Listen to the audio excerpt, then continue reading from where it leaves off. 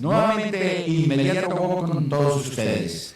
Las noticias, la información distinta, con crítica, con análisis, con objetividad, con una serie de elementos distintos para que usted tenga una visión de la realidad diferente, que usted pueda entender lo que está pasando en Colombia y en el mundo con elementos de juicio lo suficientes que le permitan a usted elaborar criterio propio, con elementos críticos y con pensamiento lo suficientemente amplio.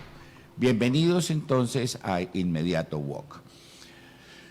Doris Patricia Méndez, bienvenida nuevamente a Inmediato Walk. Agustín, muy buenos días, un saludo muy especial para ti, un saludo para la mesa de trabajo, muy especialmente para todas aquellas personas que en este momento nos ven, que nos escuchan y que muy atentos están cada sábado de 10 a 11 de la mañana. Tenemos también contacto con Rommel Rodríguez, desde el Ecuador, desde Quito, quien con toda la energía y con todas las ganas nos está acompañando esta mañana. Rommel, bienvenido a Inmediato Walk. ¿Qué tal, médico? A todos los compañeros, tanto en Colombia como en los Estados Unidos, en Nueva York, también en Canadá. Un saludo muy especial les envío desde esta patria bonita, un país bonito, latino, un país productivo, sin embargo tan explotado y tan desmerecido por las clases políticas de América Latina. Un abrazo para todos y bienvenidos a Inmediato Walk. Rommel, vamos a iniciar este programa con unos elementos de juicio de lo que está pasando en este momento en Colombia. Tiene que ver con el famoso golpe de Estado que el presidente habla, que nos dicen que no es, que sí, que se lo está inventando y que se puso muy caliente a raíz de unas noticias que presentó El País de España con unas grabaciones que involucran no solamente al exministro Leiva, sino a altas personalidades, ya sea de Colombia y de Estados Unidos, y que se cruza con una serie de situaciones especiales en Colombia. A ver, Doris, tu punto de vista con este tema de la famosa, de lo que se está hablando, del golpe fallido, impulsado y por lo menos encabezado por el exministro Álvaro Leiva. Por el doctor Leiva, sí, pues efectivamente revisando, digamos, todo lo relacionado con los audios que se dieron en el mes de abril y en el mes de mayo de este año, las visitas del ex canciller a los Estados Unidos, el reunirse con políticos estadounidenses y el hecho de involucrar a nuestra vicepresidenta, pues la verdad es muy complicado y deja mucho que pensar del ex canciller Leiva. Pero Doris, ¿por qué no contémosle a todos nuestros televidentes, a las personas que están en este momento conectadas, más o menos qué dicen esos audios y quién, es decir, y dónde salieron, de dónde se los inventaron? No, pues según eso, los audios son producto de reuniones en restaurantes, en determinados lugares, donde el ex canciller se reúne con estas personas y les comenta que nosotros no podemos tener el presidente que tenemos porque el presidente es drogadicto, porque el presidente es alcohólico, que esas son elementos de juicio para poder bajarlo del poder. Digamos que dañando su imagen como persona, porque no es solamente como presidente, sino su ser como persona. Entonces, a ver si entiendo, Doris, a ver si entiendo.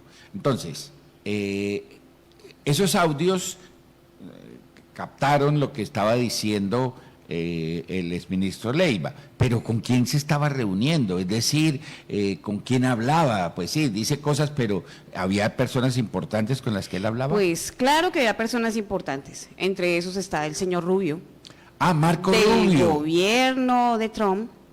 Estaba el señor Mario Díaz Balart, Un y el senador. señor Carlos Jiménez. O sea, congresistas de los Estados Unidos. Republicanos, sí, señor. Ah, o sea que Leiva estaba hablando con parte del gobierno de los Estados Unidos, Sí, señor. porque Marco Rubio es parte del gobierno, y con dos senadores congresistas muy importantes de los Estados Unidos, estaba diciéndole que había que tumbar a Petro. O sea, Había que sí había tumbar. golpe de Estado, o Sí, por lo menos señor. intento. Entre comillas, había que tumbar a ese tipo. Ah, ya entiendo. Pero él estaba diciéndole que lo tumbaran porque según él es drogadicto y borracho y todo ese tipo de cosas, que no puede gobernar. Pero ¿y qué respaldo tenía, con qué respaldo contaba Leiva para pedirle a los Estados Unidos que ayudaran a tumbar? ¿Había respaldo según él? Pues según él sí que tenía el respaldo de los empresarios, que tenía el respaldo de las grandes élites para poder él hacer eso. Incluso habló que tenía hasta respaldo de la vicepresidenta de Colombia y pues eso realmente marca un hito muy importante en este proceso porque uno dice, bueno, ¿hasta dónde ese tipo de cosas son ciertas? Involucra a personas como Vicky Dávila, que está como precandidata a la presidencia de la República. Entonces, es el desespero, porque, o sea, a mí lo que realmente me llama la atención de este proceso, más que diga que Petro es drogadicto o que Petro es alcohólico, es que el hecho de hablar de él como persona, no de su gestión como presidente, porque realmente yo creo que ahí tendríamos que entrar a revisar muchas cosas que los medios de comunicación no informan. No, y hay varias cosas porque lo que yo me he enterado es que no solamente, pues sí, está Vicky Dávila y dice que la vicepresidenta estaría lista a asumir el cargo en caso de que el presidente se caiga, sino que también dice que hay respaldo del ELN, que hay respaldo del Clan del Golfo y también de los gremios económicos. Pero, a ver, Rommel, desde Ecuador, ¿cómo se ve esta crisis política en Colombia? No, médico, esto obedece a un intento de sedición que no se dio debido a algunas circunstancias. Parece que no alcanzaron a llegar al presidente Trump, pero eso iba para allá. Además, los Leiva tienen en Colombia su padre en 1947, es decir, en 1947 su padre, uno de los antepasados de Álvaro Leiva, eh, pidieron que fuera desaparecido el oponente político de ese entonces, que era Jorge Eliezer Gaitán. Y justo en el año 1948 lo matan. Pero lo que quiero decir aquí, médico, es una cosa. El lawfare, que es la instrumentalización de la justicia, es el elemento que tienen ahora para dar los golpes de Estado. Ya no se estila lo que le hicieron a Allende en 1973, que le metieron tanquetas. Yo estuve en la Casa de la Moneda y vi por donde le metieron un róqueda, le metieron un róqueda a Salvador Allende en el año 1973. Entonces ya esas guerras no se dan. Ahora la sedición se hace por medios muy sutiles, utilizando la justicia como uno de los elementos para tumbar y derrocar gobiernos. Ya los tiempos han cambiado, las armas han cambiado y ahora tenemos armas mediáticas muy técnicas a nivel político que han utilizado. En Ecuador, por ejemplo, utilizaron el lawfare contra Correa. Aquí sacaron a Correa también utilizando esa figura. Instrumentalizaron la justicia para decir que Correa había incurrido en algunos delitos y fue condenado Correa. Y todavía está la situación aquí muy complicada con respecto a esa investigación, porque hay también otros elementos que tenemos que analizar. Pero ya los golpes de Estado médico no se dan, no se están dando con tanquetas, no se están dando con rockets, no, ahora instrumentalizan la justicia. Miren lo que está pasando en Brasil ahora. En Brasil, Lula da Silva está claramente enfrentado al Congreso porque también quieren utilizar la figura del lawfare, que es instrumentalizar la justicia, para dar también golpes de Estado. Y esto es una gran oleada que viene de la ultraderecha que está presente en todo el mundo. Es decir, esto no se nos debe hacer raro, pero sí realmente las pruebas, las evidencias, los audios y todos los elementos investigativos que se han dado muestran que sí había y estaba corriendo una propuesta para que fuera derrocado el presidente Petro. No les gusta Petro, eso es todo. No les gusta Lula, no les gustan los gobiernos de izquierda, no les gustan los gobiernos progresistas. Eso es todo lo que quieren. Lo que quieren es seguir permeándose en el poder. Pero ahora lo que quería decir para finalizar este comentario médico es instrumentalizar la justicia para crear elementos de sedición y de golpe de Estado. En Colombia sí está sucediendo eso, con lo que ustedes ya decían anteriormente, utilizando precandidatos como Vicky Dávila, utilizando tal vez supuestamente la vicepresidenta de la República, pero eso no es nuevo, es la utilización de elementos políticos de la derecha, de la ultraderecha básicamente, para volver al poder. Eso es lo que creo, y así se está manejando también la situación, y así es el concepto que tienen la clase política del Ecuador y también los ciudadanos del Ecuador de lo que está pasando en América Latina.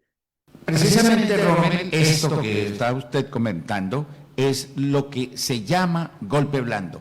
El presidente de la República venía hablando de esto, que la instrumentalización de la justicia, que el bloqueo sistemático que ha hecho el Congreso de la República para que todas las reformas se bloqueen, que se impidan, que no se aprueben. Lo que pasa, lo poquito que se aprueba en el Congreso pasa a las Cortes, y las Cortes también politizadas están echando para atrás todo. Entonces, eso es lo que se llama un golpe blando. Ya no es con tanquetas y con todo este tipo de aspectos sediciosos, sino bloqueando el gobierno, impidiéndole que se gobierne realmente.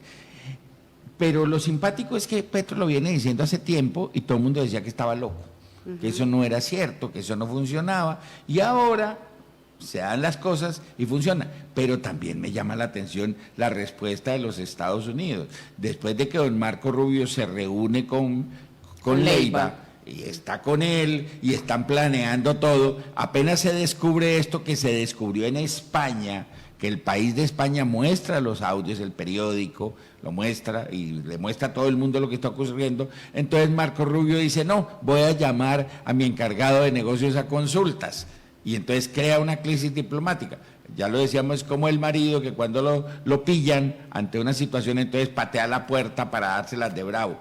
Y salen los gremios económicos que teóricamente estaban apoyando lo que estaba haciendo el señor Leiva, salen a decir: ay, pero ¿cómo van a dañar las relaciones internacionales? El presidente no la puede dañar. Pues yo pienso que si alguien se está metiendo en la casa de uno y está tratando de desestabilizar lo que se está haciendo, pues tiene todo el derecho a decir: oye, ¿ustedes qué es lo que están haciendo? Eso es irresponsable. Pero fíjese cómo es una doble moral para el manejo de estas cosas. Sí, es que, y aportando un poquito a eso, para muchos medios de comunicación, incluso internacionales, lo que hizo el doctor Leiva es, ellos lo llaman una leivada le llaman a eso, y pues mucha gente ve con malos ojos eso porque, bueno, es un tipo resentido, es un tipo que salió del gobierno, cuáles son sus verdaderas intenciones, ¿sí? Y lo que se decía ahorita, lo que decía Romer, lo que decías tú ahora, con respecto a que es un golpe blando, se esperaba un golpe fuerte, pero realmente estos son los golpes pequeños y realmente poco significativos, que ya se pondrán en investigación ante la Fiscalía y me imagino que a nivel internacional también. Lo molesto de este asunto es la polarización en el país, pero también lo molesto es toda la tensión internacional que ahora tendremos con Estados Unidos. Pues sí, lo del golpe blando entonces es que ya no es el golpe militar que derroca un gobierno, sino los bloqueos que se le hacen para que el gobierno se caiga, pero por bloqueos. Entonces llama golpe blando no porque sea chiquito, sino que es un golpe de todas maneras, pero que no requiere que haya sangre, o por lo menos en lo que tradicionalmente. Claro, y además porque es la manipulación del sistema, lo que busca es manipularse el sistema, es la movilización de los grupos armados, es el planear allá debajo de la mesa, cómo es que estamos moviendo todo. Entonces, creo que ahí nos queda a todos muy claro lo del golpe blando. Y una cosa importante, Doris, es la manipulación de la información. Es decir, la información, lo malo se magnifica, lo bueno se minifica o se ignora, y entonces el público en general cree que los medios de comunicación lo que le están diciendo es la verdad. Bueno, como se dice en los toros, cambiando de tercio, así se dice en los toros, cambiando de tercio, miremos entonces otra situación, y es el caso de la reforma laboral. La reforma laboral se presentó porque los trabajadores en Colombia habían perdido toda una serie de ventajas. El señor presidente de esa época, el doctor Uribe, decidió que en Colombia había que trabajar, que había que laborar, que a Colombia lo estaba matando la pereza. Pues lo que él decía, trabajar, trabajar y trabajar. Sí, pero entonces ese trabajar y trabajar le recortó toda una serie de derechos a los trabajadores en Colombia, teóricamente para generar empleo. ¿Qué pasó? No se generó empleo, no hubo empleo para los trabajadores, pero sí los excedentes, lo que le quitaron a los trabajadores, que se calcula en 4 billones de pesos, otros hablan de unas cifras más grandes, que esa plata que dejaron de recibir los trabajadores, los empresarios se quedaron con ellas y no se generó empleo. Entonces ahorita se presentó una propuesta, la reforma laboral, para recuperarle eso a los trabajadores. Pero ¿qué hizo el Congreso? Lo bloqueó. El Congreso dijo que no. Ante ese bloqueo, el gobierno nacional llamó a la movilización ciudadana y se inventó el cuento de la consulta. De la consulta. Pero el Congreso y los opositores dijeron, esa consulta no pasa nada. Cuando se dieron cuenta que la consulta estaba creciendo, que la opinión, el 80% de la opinión estaba de acuerdo con la consulta, dieron, no. Y lo último fue la movilización, claro, en todo el país. Y empezó la movilización en todo el país, en las grandes ciudades, entonces dieron, no, esto no nos conviene. Primero porque nosotros como congresistas tenemos que hacernos reelegir, y segundo, pues porque esto se puede remover en el país. Ante esa situación, entonces el Congreso decidió renovar, recuperar, renacer, revivir la reforma laboral. Y la reforma laboral está aprobada, muy recortada, pero está aprobada, y entonces los trabajadores de Colombia recuperan unos beneficios que se habían perdido. Beneficios como ¿cuáles? Las horas extras, por ejemplo. Eso de la hora extra es muy importante porque, señor, de las 7 de la noche. De las 7 de la noche. De Pero las es 7 que de la noche. Estaba después de las 10 de la noche, entonces a uno lo podían poner a trabajar hasta las 10 de la noche y no le pagaban el recargo. Exacto. Ahora, a partir de las 7 de la noche, si quieren pagar, y lo simpático es con que... un recargo del 35% de hora extra. Entonces, después de las 7 de la noche, si el trabajador, el empleador quiere que la persona trabaje, le tiene que pagar el 35% de recargo por su hora nocturna, que estaría trabajando hasta de ahí en adelante. Esto es importante por lo siguiente: algunos dicen que no se va a generar empleo. Esto es simpático. El DANE informa que tenemos el índice de desempleo más bajo de los últimos 20 años. 8.8. Más bajo, el índice de desempleo más, es decir, se ha generado empleo. Sí. Y se ha generado empleo teniendo en cuenta que este gobierno aumentó el salario de los trabajadores. Entonces, si le vamos a aumentar el salario a los trabajadores porque se les tenía que pagar los recargos nocturnos y los festivos, eso quiere decir que el trabajador va a tener más plata para comprar las cosas que necesita. Eso implica que no se va a disminuir el empleo, como ya se demostró que en Colombia no se ha disminuido el empleo y el dólar se revalorizó, bajó el precio del dólar, el peso colombiano se revalorizó y la economía, todo el mundo dice que está bien, menos los contradictores. Entonces, la reforma laboral, de los recargos nocturnos, de los festivos, importante esto de los festivos, Doris. En los festivos no es que desaparezcan los dominicales Lo que pasa es que uno puede hacer un acuerdo con el patrón y dice, patrón, yo voy a descansar el jueves. Entonces el jueves se vuelve festivo para la negociación con el patrón. No, el domingo lo trabaja, pero porque es acuerdo laboral, laboral. Entonces no es que desaparezcan los dominicales. Si usted descansa el domingo, se lo tienen que pagar si lo ponen a trabajar el domingo. Si usted descansa el jueves, le tiene que pagar el jueves como si fuera un domingo, porque ese es el acuerdo que usted hace con su patrón. Entonces esas cosas están ya claras.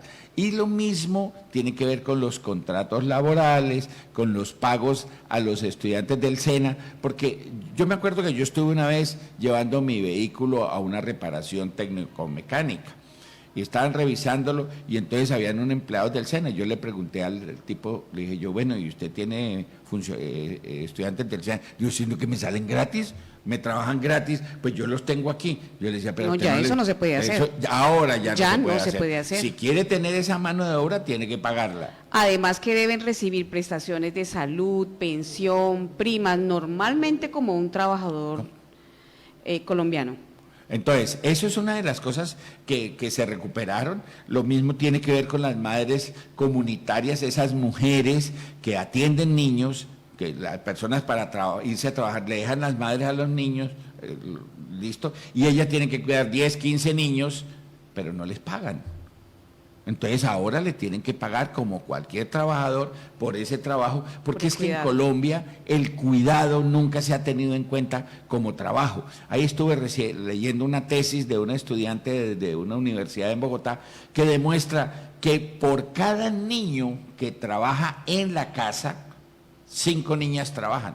O sea, el trabajo doméstico se considera que eso toca hacerlo, que eso hay que hacerlo. ¿Listo? Y el problema radica entonces que ese niño que aprende a hacer trabajo doméstico se va quedando a la larga como trabajador doméstico. De ahí sigue, y lo mismo las niñas. Ese tipo de circunstancias que no se pagan, que tienen que ver con el cuidado, pues en este gobierno y con esta reforma laboral se ponen sobre la mesa. El cuidado es tan importante y tan valioso como el trabajo físico de lo que se hace. De acuerdo. ¿Qué temas se nos quedaron por fuera?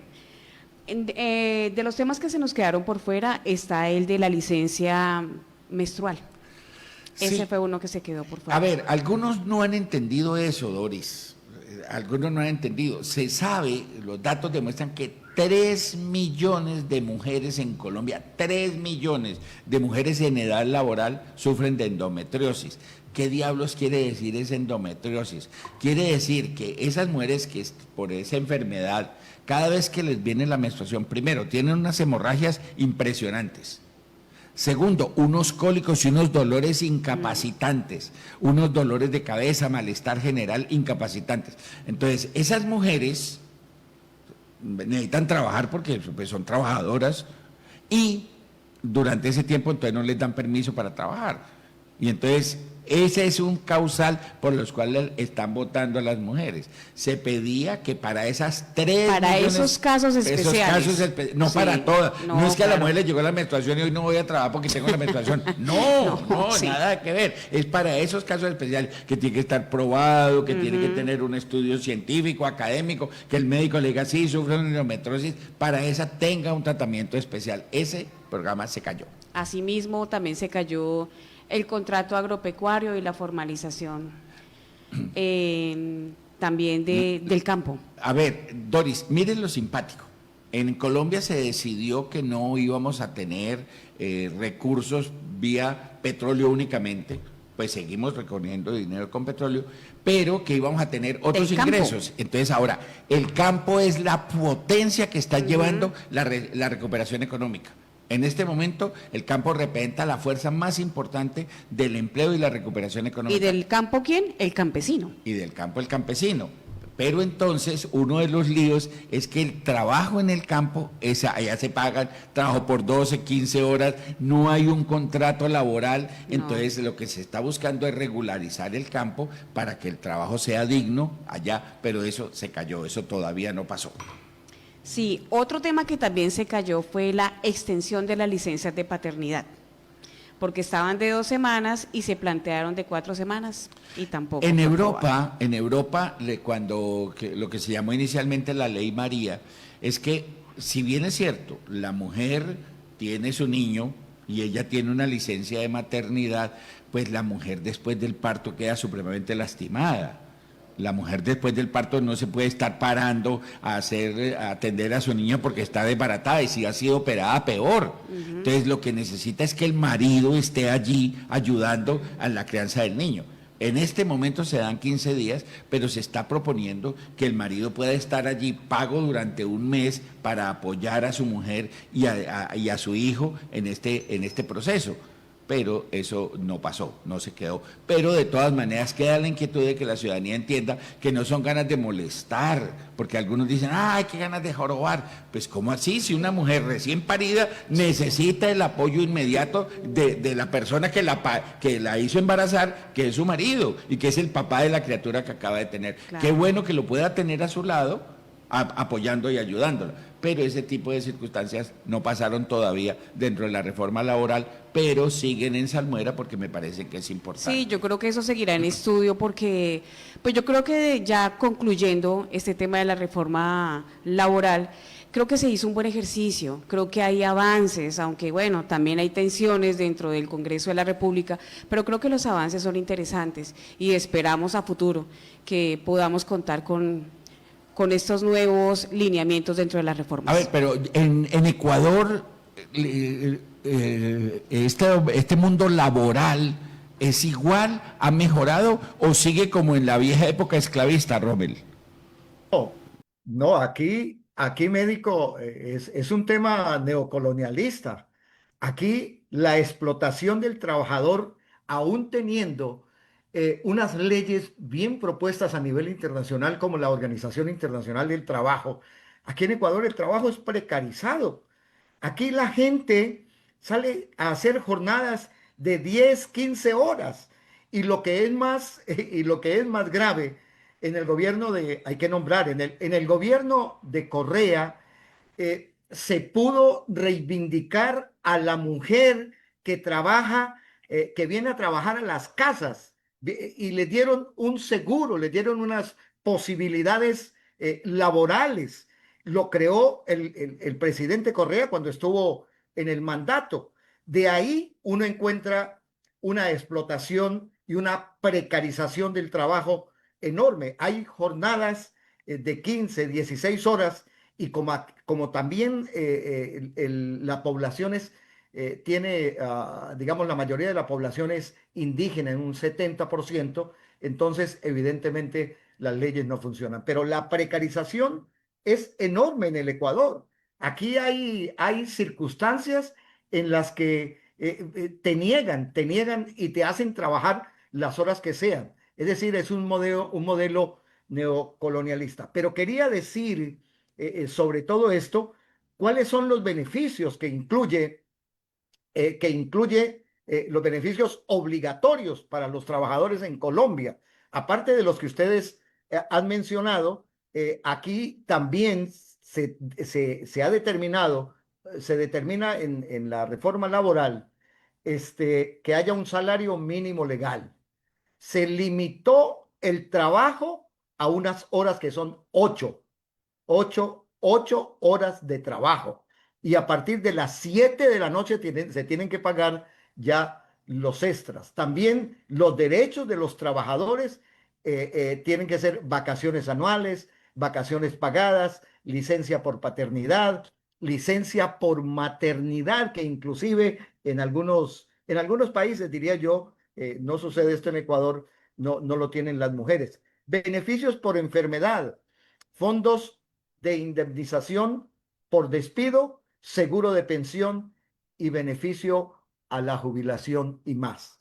Pero les voy a contar algo más grave que está sucediendo en España. El nuevo gobierno ha dicho que a partir de un reordenamiento de todo el orden laboral, van a ser despedidos después de, evidentemente, unos análisis sin indemnización, algunos trabajadores, sobre todo los del sector público. Eso ha dicho el gobierno. Es decir, hay una ley que se llama la Ley Sustancial del Mejoramiento en el Trabajo, y de tal manera que le pueden seguir un proceso dándole un visto bueno, llaman aquí, es decir, dando un despido si usted comete tres o más de tres faltas, lo sacan del trabajo, lo sacan despedido del trabajo.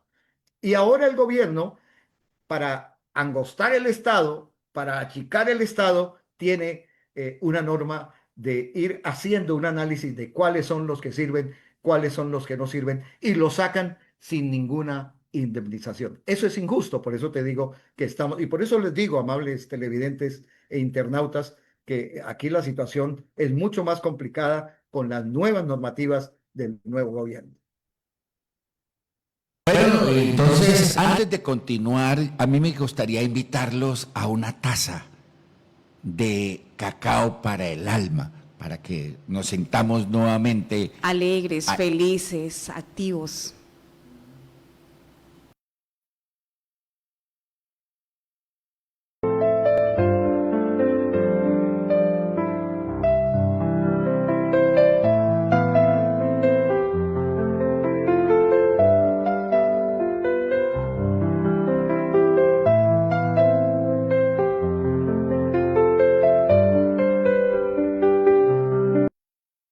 Muy bien, después de degustar esta deliciosa taza de cacao 152, cacao para el alma. Una cosa, 152, ¿sabes por qué se llama 152? Porque son los 152 días en que se produce el cacao. Es decir, desde que arranca la florecita hasta que se llega a la bellota del cacao son 152 días. Es el tiempo de vida que necesita la bellota para convertirse en hábil, útil para poderse utilizar. Ahora, es un cacao natural y 100% puro. Orgánico. Orgánico. Muy bien, hablemos ahora de una situación interesante y es la reforma pensional. La reforma pensional pasó en el Congreso, se aprobó, no tuvo ningún inconveniente, fue a la Corte Constitucional y la Corte Constitucional, después de que presentaron un poconón de demandas, tomó la determinación de que había un vicio de trámite. Ese vicio de trámite consideraban que en la Cámara de Representantes no habían hecho las votaciones como debía y que se requería volver a votar. Pues muy bien, la reforma pensional fue a la Cámara de Representantes y por una mayoría abrumadora no fue, votó a favor y entonces hoy la reforma pensional nuevamente está como una ley, pues tiene que ir a la Corte Constitucional, eso es lo usual que ellas la revisen y entonces vamos a mirar si esa reforma está ya lista. Pero de la reforma pensional, digamos que lo fundamental es que quienes estamos, porque pues yo también todavía estoy en fondo privado, nos pasemos a Colpensiones. A ver, la idea es lo siguiente, el único que pensiona, realmente pensiona, es Colpensiones. Los fondos privados no pensionan. Los fondos privados, ¿qué hacen? Recogen un dinero, después de un tiempo le dicen, a ver, señora Doris, aquí usted tiene ahorrado 100, 200 millones de pesos, aquí tiene sus 200 millones de pesos. Si tú dices, no, yo quiero seguir, entonces dice, cogen esa plata y se la dividen, por ejemplo, en 80 meses, 90 meses, de acuerdo a lo que tú decidas, y comienzan a darte hasta que se acabe la plata. Y si cuando tienes 70 años se acabó la plata, pues hasta ahí llegó. Y fuera de eso, entonces hay gente que está recibiendo 900.000, 800.000 pesos, menos del salario mínimo de esos aportes. Entonces, por eso, los fondos privados no pensionan y la gran mayoría de las personas está en fondo privado.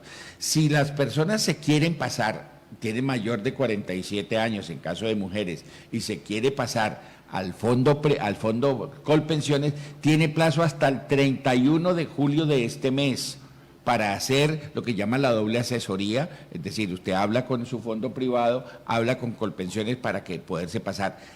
31 de julio, después ya no se puede pasar a usted al fondo de pensiones oficial. Entonces, que le quede claro, y sobre todo las mujeres mayores de 47 años tienen la oportunidad de pasarse allá a Colpensiones, que es el único que lo va a pensionar, y y de ahora en adelante las pensiones se van a manejar a través de Colpensiones. Entonces ya saben que quedaron unos pilares, unos fondos específicos. Ahora, si usted quiere seguir en su fondo de pensiones, no hay ningún problema, nadie lo va a obligar, ni va a perder su plata, sigue aportándole a los fondos privados.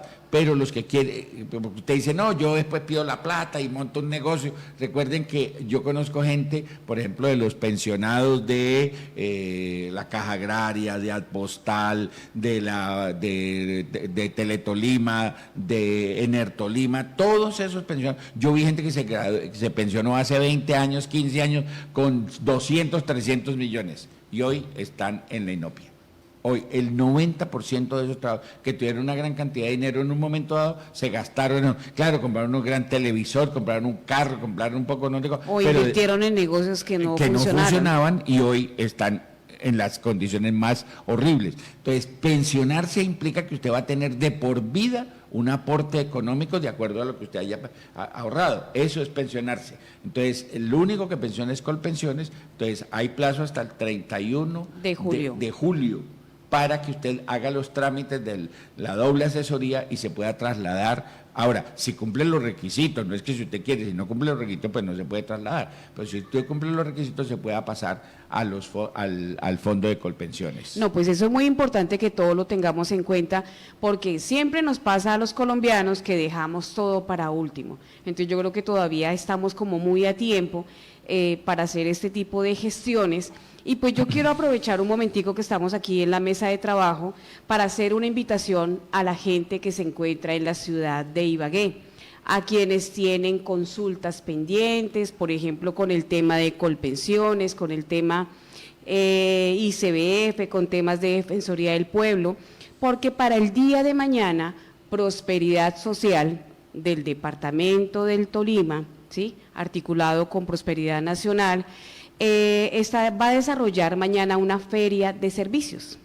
Esa feria de servicios se va a realizar de 8 de la mañana a 2 de la tarde en el Santuario del Divino Niño, en el barrio Galarza de nuestra ciudad de Ibagué. Allí quienes participarán, precisamente Colpensiones va a estar en este evento, estará el Instituto Colombiano de Bienestar Familiar, estará la Defensoría del Pueblo, estará el Fondo Nacional de Garantías, estará también Colombia Compra Eficiente y la Agencia de Desarrollo Rural. Entonces creo que mañana puede ser un gran día, de 8 de la mañana a 2 de la tarde, para que las personas que no han hecho, por ejemplo, su ejercicio de Colpensiones o que deseen hacer alguna consulta en estas entidades, lo puedan hacer. Muy bien, una cosa. Volvemos a los toros, cambiando de toros, ahora ya pasemos de sol y sombra, cambiemos de tercio, entonces pasamos a tercio de banderillas, recuerde que, listo. Entonces, en los Estados Unidos continúa la situación terrible para los migrantes. Los migrantes, yo conozco varios estudiantes que vinieron de los Estados Unidos y están preocupados que si cuando se vuelvan los van a dejar entrar, en una situación, que vinieron a pasar sus vacaciones porque están muy preocupados.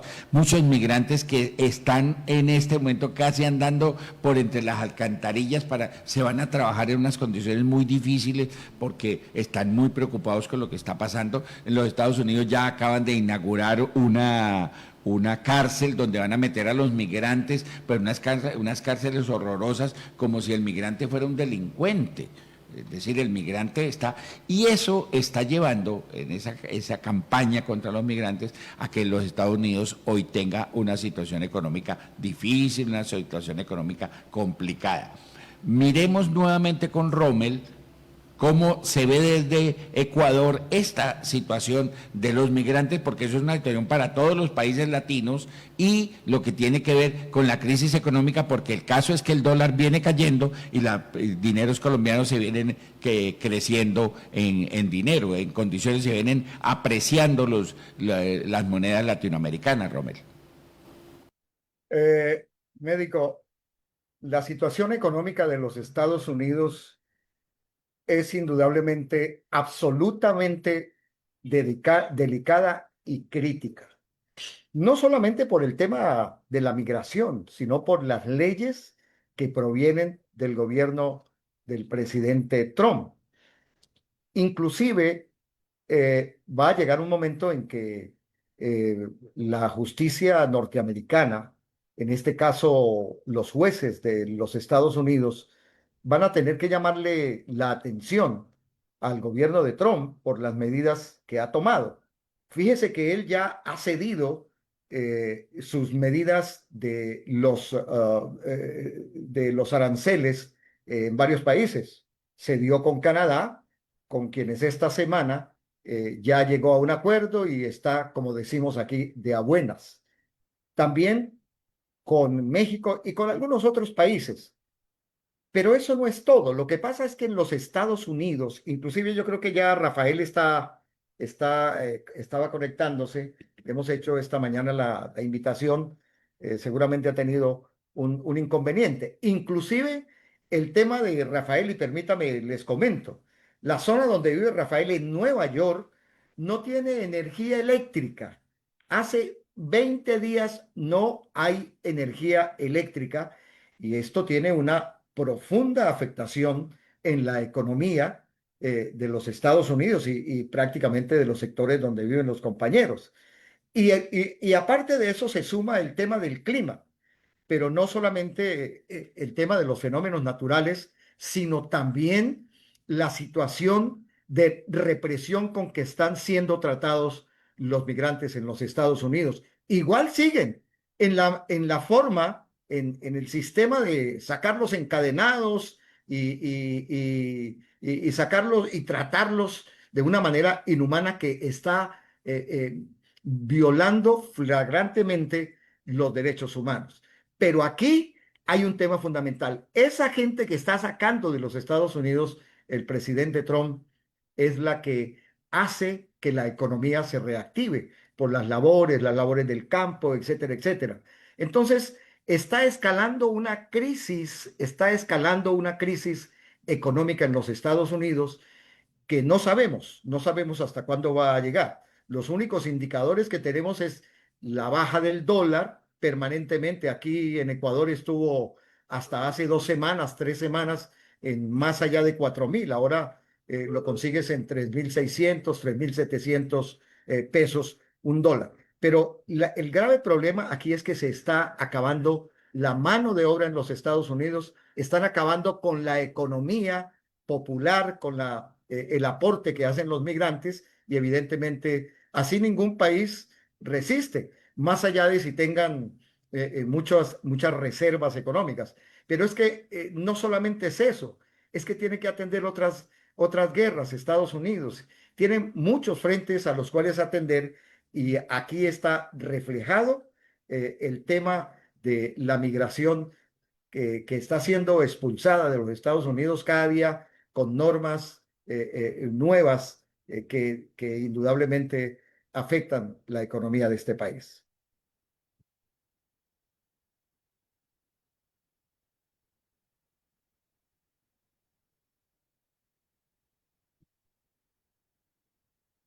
Pasado que nos tiene muy contentos por un lado y preocupados por otro, que tiene que ver con las fiestas del folclore.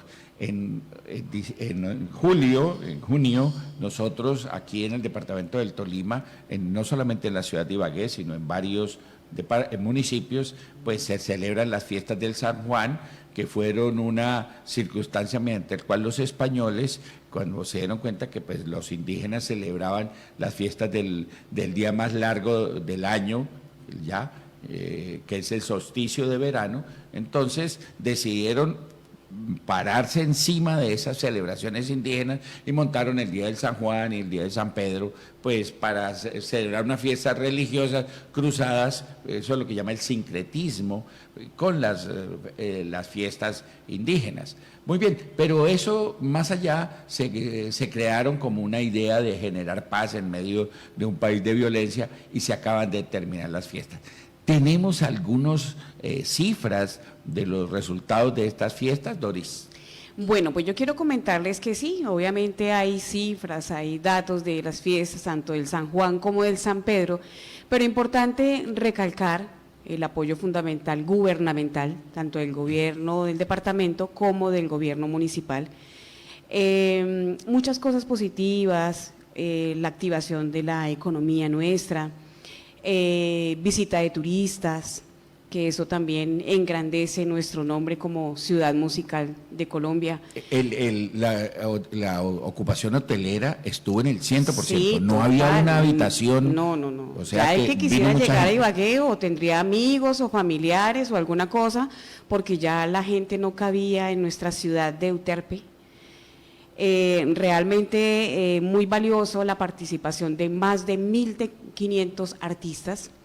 Tuvimos la presencia de 17 departamentos, tuvimos 8 países invitados, entre esos México, China, Costa Rica, Brasil, Argentina, tuvimos Bulgaria, Panamá y Paraguay. Y creo que eso es muy positivo para todos nosotros. El color, el folclor, la alegría, hasta ahí todo perfecto, creo que eso fue una de las cosas más maravillosas, el aporte también del sector productivo, porque también el sector productivo vio reflejado su aporte, pero también sus beneficios en torno a las fiestas. El empleo se disparó, el turismo se disparó. Creo que en temas de seguridad y movilidad tuvimos algunas dificultades, pero en términos de otros años, creo que este año menos. Por ejemplo, muertos no tuvimos este año Eso es en una las buena fiestas. cosa. Sí, eso creo que es algo muy positivo. No tuvimos muertos, sí tuvimos heridos. Tuvimos accidentados, hubo gente accidentada, y eso sí, pues el Pero tema las de las cifras fueron riñas. menores que la vez Sí, pasada. las cifras menores que el 2024 y de años anteriores. Creo que en temas de movilidad mejoramos muchísimo y en temas de seguridad también, aunque como siempre, la gente, yo creo que el problema no está en el gobierno, yo creo que realmente aquí el problema está en la cultura ciudadana. El problema está en nosotros los ciudadanos, que no somos responsables, que no somos comprometidos con nosotros mismos, de que si nos tomamos una cerveza, tener dónde votar. Imagínate que hubo canecas y de todo para que la gente botara sus recipientes plásticos, sus latas de cerveza, gaseosa o de refrescos, y la gente las tiraba a las calles. Sí, eso fue un desorden total porque se terminó la fiesta, la alegría y todo eso, y la gente se tomaba algo, lo botaba, pusieron baños públicos, sí, también hubo baños públicos, pero no falta la gente que no quiso en los baños públicos y entonces al lado de los árboles, una cantidad de cosas que realmente no pensamos en nuestra ciudad. Y para proteger los jardines de los separadores, los cubrieron con unas polisombras y yo vi gente encaramándose allí. Incluso las dañaron, muchas las entonces, dañaron. En eso sí, la cultura ciudadana ha fallado, los ibaguereños estamos en deuda con este festival folclórico, porque ahí sí no le pueden echar la culpa a nadie, ahí sí no pueden decir que el alcalde, que la gobernadora, que nada de eso, aquí es los ciudadanos que no son capaces de querer lo propio y hacen este tipo de circunstancias. Sí, yo creo que el tema realmente aquí es el compromiso de nosotros como ciudadanos. Yo creo que para unas próximas fiestas es muy importante que con meses de anticipación empecemos toda una campaña. Yo creo que desde ya podríamos empezar a hacerlo, de tener conciencia ambiental, de tener conciencia social, de tener conciencia ecológica, de que nosotros, esto es nuestra casa. Nuestra casa no es solamente donde dormimos, nuestra casa es donde vivimos, nos desplazamos para nuestro trabajo, para nuestro estudio, a reunirnos con nuestros amigos, con nuestros familiares. Entonces la invitación muy especial desde Inmediato WOC es a que la gente tenga conciencia realmente, participe, se divierta, pero de manera responsable y de manera comprometida. Yo estoy de acuerdo, Doris, con esta invitación y estamos diciendo en el Festival Folclórico que hay un aplauso para el Festival Folclórico desde este punto de vista. Pero hay unos lunares que la señora alcaldesa y su gobierno tienen que ponerle los ojos.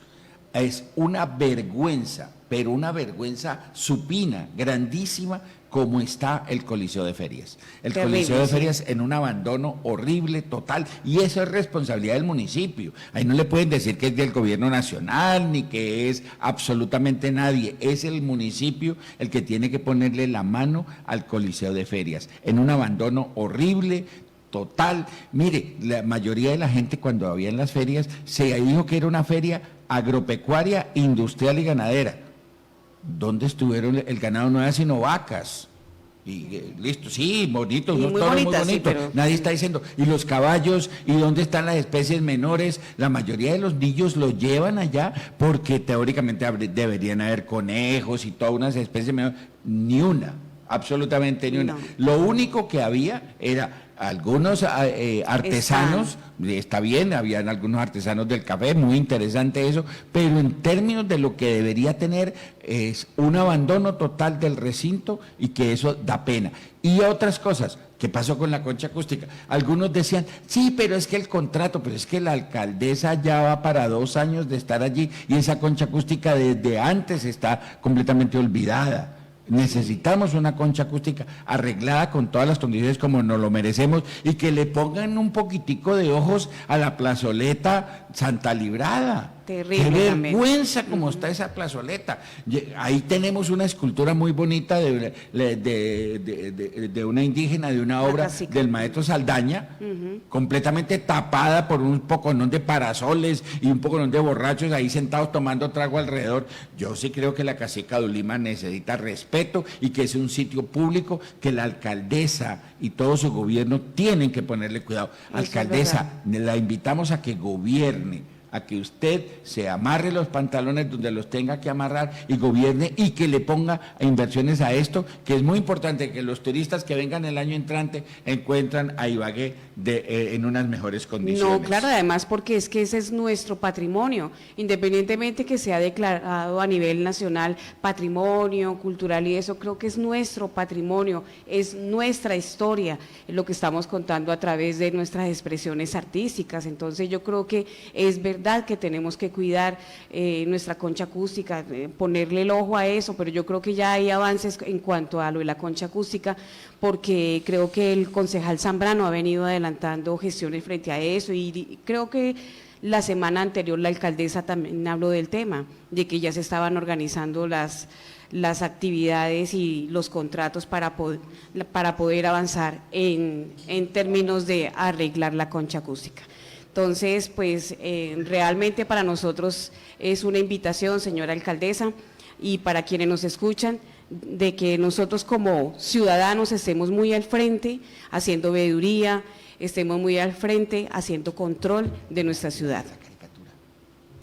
Bueno, hay un espacio que no podemos perder en Inmediato Voc, es el espacio para la reflexión, un instante, unos 15 segundos para que miremos la caricatura de Inmediato Voc. Veámosla, opinen ustedes, reflexionen sobre ella y miren qué quiere decir ese importante caricaturista nuestro, Matador, cuando nos muestra estas imágenes. Es muy importante que la tengamos.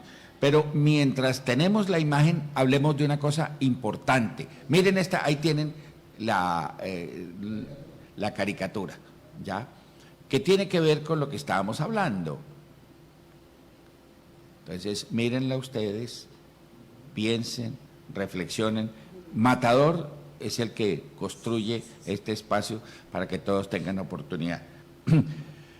Doris, antes de finalizar, hay un tema que está revolucionando la situación en la ciudad de Ibagué y es a la aparente o práctica ruptura entre la alcaldesa Joana Aranda y su mentor, el doctor Andrés Hurtado. Él teóricamente fue, pues no teóricamente, en la práctica, él fue el que le hizo la campaña, la montó, la llevó a la alcaldía y la hizo alcaldesa.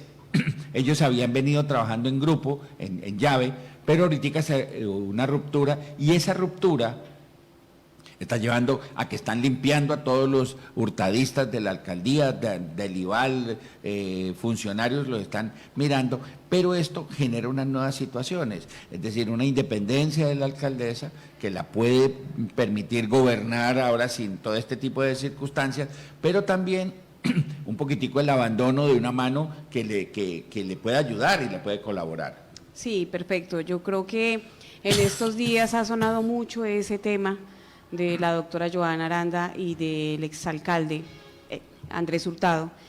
Ha habido algunas rupturas, algunos temas de que ya no está gustando como mucho la injerencia de él en el tema de contrataciones, en el tema de compromisos políticos, en que él toma decisiones para que ella las asuma. Entonces ya como que eso ha venido cambiando, también con alguna influencia del esposo de la alcaldesa, porque según tengo entendido, él tiene algunas intenciones políticas. Entonces eso ha generado como un recelo entre el exalcalde y el esposo de la alcaldesa. Esa es una de las cosas. La otra es que se ha sentido en el ambiente también la salida de varios funcionarios hurtadistas del IVAL y de la alcaldía de Ibagué. Doris, y una circunstancia que mueve las fichas políticas es por lo siguiente: la fortaleza de Hurtado, aparte de su cartera y su bolsillo, es que precisamente tendría un poco de gente que estaría nombrando en la alcaldía. Al quitarle la parte burocrática a Hurtado, su candidatura a la gobernación se pone en entredicho y también deja colgada de un ala a su hermana como candidata a la Cámara. Y aparte la pelea que montó Hurtado en el partido de la U con Jaime Yepes. Entonces, esas rupturas, esas situaciones ponen debilitan su candidatura. Debilitan su candidatura, pero eso mueve otro tipo de circunstancias. Por un lado, la cercanía que se están dando en este momento en los sectores alternativos, donde Marta Alfonso se acerca a Guillermo Alfonso Jaramillo, donde Marta Alfonso se queda cerca al pacto histórico, empezaría a mostrar posibilidades reales de que las fuerzas alternativas mantengan la curul que tienen en este momento en la Cámara, o la crezcan, no sabríamos, pero también de que estas fuerzas que en el momento dado se mostraron como muy poderosas, que sería la de Hurtado, que comienzan a desvanecerse y a mostrar las debilidades con esta ruptura. Pero es que también tenemos que tener en cuenta la imagen desgastada que tiene el exalcalde. Bueno. Porque ha generado lo del puente de la 60, tantos incumplimientos con el tema de la malla vial, que realmente mucha gente no cree en la posibilidad de que él sea gobernador del Tolima. Muy bien, veamos a Rommel cómo se ve esta ruptura de Ecuador ya para finalizar este inmediato walk. Rommel. Tengo la impresión en la distancia, porque todos los días consumimos noticias de Colombia, es que tenemos fuentes, noticias de Ibagué, y estamos enterados de lo que está pasando. Evidentemente, la precisa análisis político que usted está dando acerca de Hurtado quedar en la cuerda floja, yo creo que eso tiene un trasfondo. En principio es que hay otras fuerzas políticas que están ganando protagonismo, como usted bien lo decía, la profesora Alfonso. Igualmente se tiene una gran posibilidad de que Guillermo Alfonso está sonando, está en el sonajero, por lo menos en Bogotá, lo que hemos averiguado, que Guillermo Alfonso estaría de alguna manera no haciendo política, porque siempre ha hecho política, pero de alguna manera estaría influenciando para que esa gobernación del Tolima quede en el proyecto político que tiene Petro. Así que muy débil la posición de Andrés Hurtado en la pérdida, en esa ruptura que hay con la alcaldesa, le deja con mucha fragilidad en cuanto a la parte de repartición de las cuotas políticas y sobre todo los cargos y también la contratación pública. Pero después hay que decir también que el partido de gobierno ahora, de gobierno local, ya tiene que ceder un espacio para que vengan otros protagonistas, para que venga otra gente con nuevas ideas, con nuevos crecimientos. Es decir, al Tolima lo hemos desarrollado entre el Partido Conservador y el Partido Liberal. Y eso no puede ser, tiene que venir una sangre nueva, un pensamiento nuevo, unos proyectos nuevos. Siempre liberal o conservador, siempre el uno, siempre el otro. No, hay que abrir. No votemos por los mismos, no votemos por esos mismos que tanto daño le están haciendo a nuestro país. Así que yo me despido desde aquí, médicos, les agradezco mucho.